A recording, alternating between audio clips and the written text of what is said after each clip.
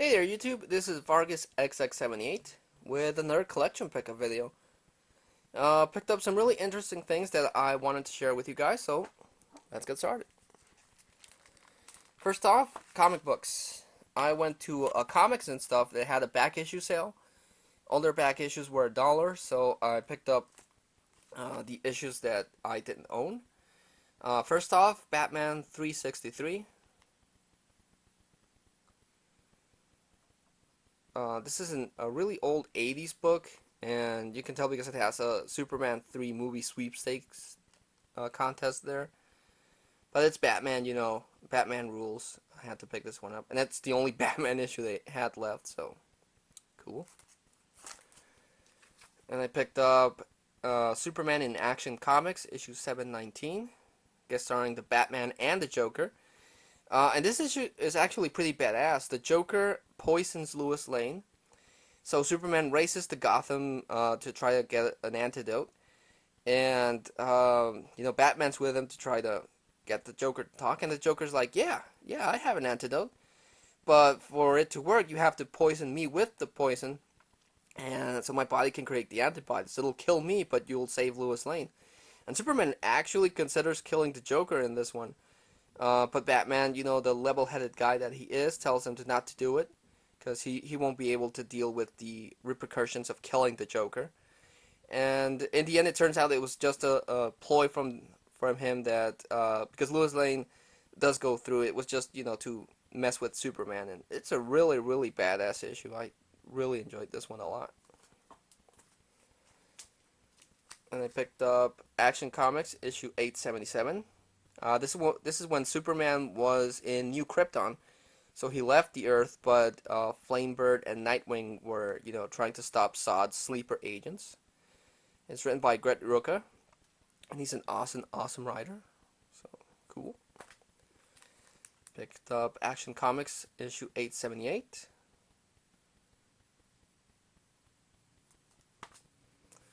Picked up Adventure of Superman, the annual for 1996. The theme for this annual series was Legends of the Dead Earth. The Earth is gone, and so are the superheroes, but their legend reaches across the cosmos. And this little alien is inspired by Superman and to stop these alien invaders to his home planet. So it's really cool.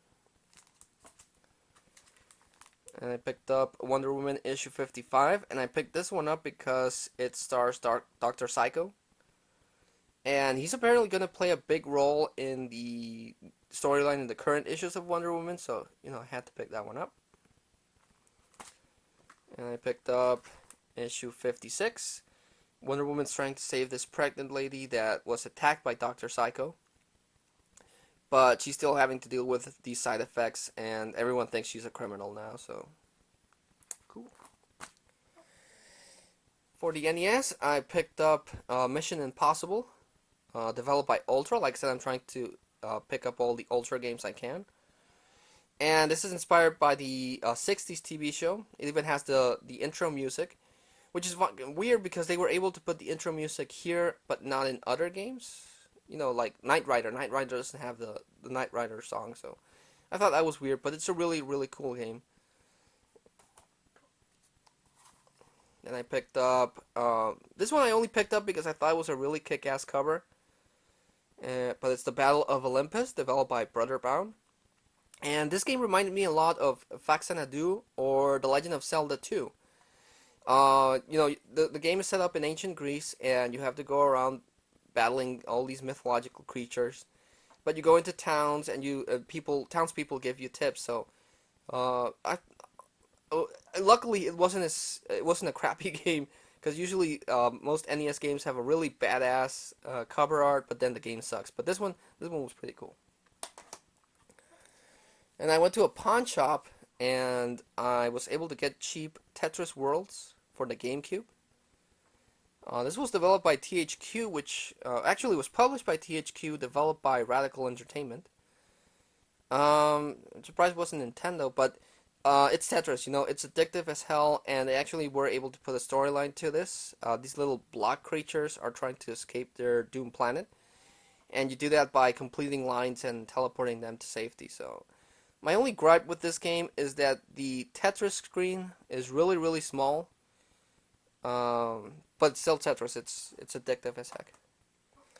At the same pawn shop, I was able to pick up the deluxe edition of Shin Megami Tensei Persona 3. This is a really unique RPG published by Atlas. And it's unique because, at 12 o'clock midnight, uh, everything goes dark and all these villains appear, all these shadow things appear. So you have to, fight them, and you can summon creatures basically by putting a gun to your head and blowing your brains out. But it has a really cool animated cutscenes, and the fighting mechanic is really cool.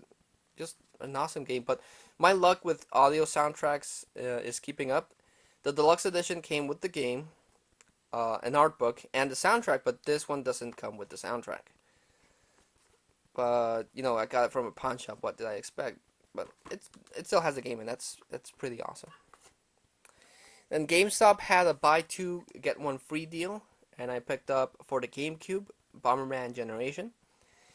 I would say this is a sequel to Bomberman Hero on the N64 because it also has a storyline where Bomberman has to travel to different worlds and stop these bad guys. But it also has a really kick-ass multiplayer option. So yeah, I recently found out that Hudson got bought off by Konami. And I'm hoping Konami will publish a Bomberman game again because he was a really cool character, and like I said, the multiplayer is just badass. I picked up Devil Kings for the PlayStation 2, developed by Capcom. If you ever played a Dynasty Warrior game and you like that, you're gonna definitely like this one. It's the same hack and slash type of game where you control one of the many generals in the game, and you go around beating up soldiers and beating other generals up in a quest to conquer the land. But it has that Devil May Cry style where you fill up your rage meter, and you go all batshit crazy on the enemies. So I read a review that said that this was repetitive, but I'm really liking it. So as long as I enjoy it, who cares? And the last game I picked up on that deal was UFC Undisputed 2009. I really like wrestling, but I prefer the WWE. But recently I got into UFC, and this game is a really badass game based on that sport. I was playing this with my brother, and we were knocking each other out with Superman punches, and the animation for the knockout is really awesome. So it's definitely better if you have someone to play with. We still haven't figured out how to do the submissions and the grapples right, but just a really really cool game. So yeah. And right next to that GameStop I went to, there was this Blockbuster, and they had a big sign that in 3 days that location was gonna close, so all their movies were on sale. Um, they didn't have that many movies left. They only had really crappy movies, and the good movies, because they were rentals, they were really scratched up. So I was able to pick up 5 movies that I didn't own and were in good condition. The first one I picked up is Up in the Air with George Clooney. Basically, the character George Clooney plays is this executive hitman. He goes around from state to state in the U.S. Firing people, but he has a very solitary life. He has no contact with other people, and eventually he meets this woman. He falls for the woman, and he starts to question if his solitary life is really what makes him happy. So he ponders a relationship with this woman, but in the end, it doesn't work out, and he has to go back to traveling across the U.S. firing people, and it's one of those bittersweet movies. And I usually avoid bittersweet movies. I go to the movies to enjoy myself with stuff, but all in all, it's a really good movie. So yeah, I picked up 500 Days of Summer. This is a really good movie. This is one of those movies that I saw and it really spoke to me.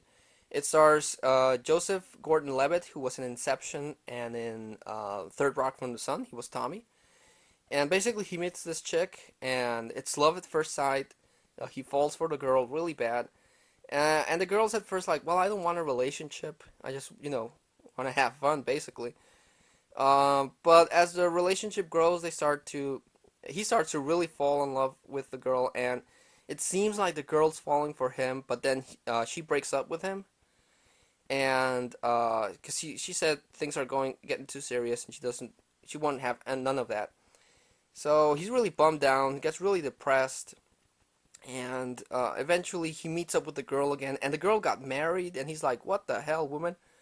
You didn't want a serious relationship, but you go ahead and get married." And she was like, "Yeah, well, because he was a really good guy, and everything." So, but it really helps him to overcome, his rut, and he becomes a better man for it.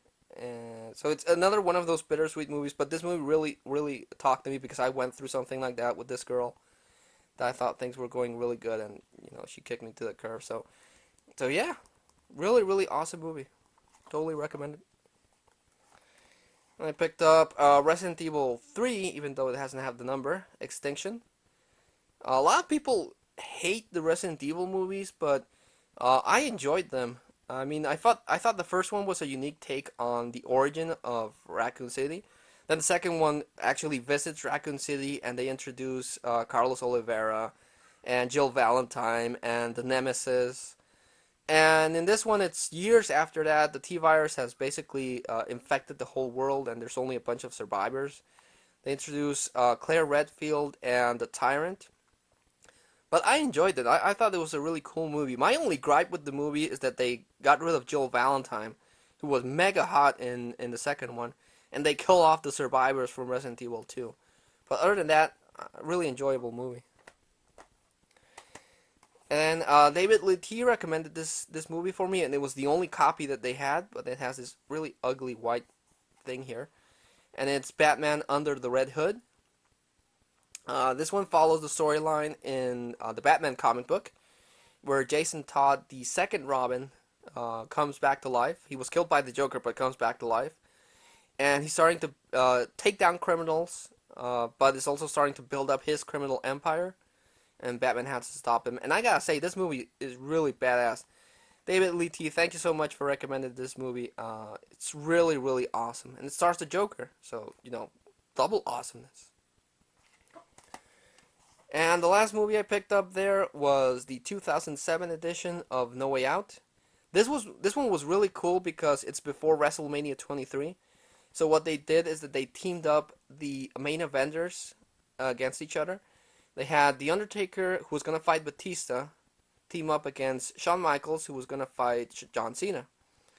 And this match is really, really cool. It had a lot of implications for WrestleMania 23. And so I really, really like this. And it also has the Hardys and Chris Benoit fighting against Eminem and MVP. And I know it's really tragic what happened with Chris Benoit and his family, but man, I really miss him. He was an awesome wrestler. And, I'm really bummed out that the WWE has basically erased Chris Benoit from history. Because he did a lot of really cool stuff. And the crossface was one of the best submission moves ever. And the last pickup I can talk about is that buddy of mine that sold me Castlevania Lord of Shadows. He can't find the soundtrack CD. So what he did is that he gave me this Castlevania Lord of Shadows t-shirt. So yeah, those were the pickups for this video, guys. My recommendations, movie-wise, it's going to be 500 Days of Summer. I'm sure everyone has gone through something like that, that happened in this movie. So I'll definitely recommend it. If you went through something like that, watch this movie. And you can see that you can overcome something like that and be a better person for it. So definitely watch that movie. And game-wise, I'm going to go with Persona 3. With the UFC game a close second. So yeah, thank you so much for watching, guys, and I hope you liked this video. And until I see you again, this is Vargas XX78, signing off.